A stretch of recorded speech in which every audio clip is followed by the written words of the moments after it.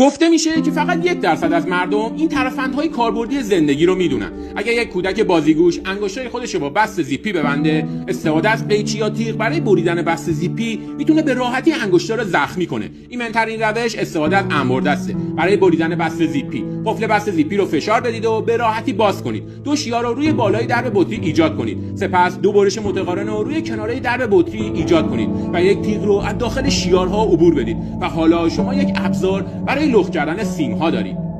اگر کابل شارژ گوشی شما خراب شده، میتونید اونو با یک طناب نازک تعمیر کنید. طنابو از وسط تا کنید و دور کابل داده بپیچید تا قسمت آسیب دیده رو بپوشونه. این تعمیر هم محکمه، هم ظاهر زیبایی خواهد داشت.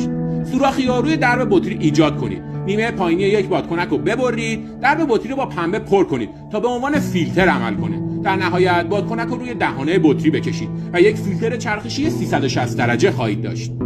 مقداری خاکستر رو داخل یک توپ پنبه‌ای قرار بدید. پنبه رو تا کنید و اون رو رول کنید. سپس اون رو با دمپایی‌های مامان خود فشار بدید و اون رو به جلو عقب مالش بدید. زمانی که دود سفید ظاهر شد، سریعاً اون رو بردارید و فوت کنید. پنبه شعله‌ور خواهد شد. یک سوراخ کوچیک رو در درب بطری ایجاد کنید. یکی از سری‌های گوش پاکن رو ببرید و اون رو در درب بطری قرار بدید. از یک سوزن دوخت استفاده کنید برای ایجاد یک سوراخ در ته بطری. سپس 2 چوب غذاخوری رو در 2 طرف بطری محکم کنید. پس از پر کردن بطری با آب، در پوش رو محکم ببندید و شما یک دستگاه آبیاری خودکار خواهید داشت.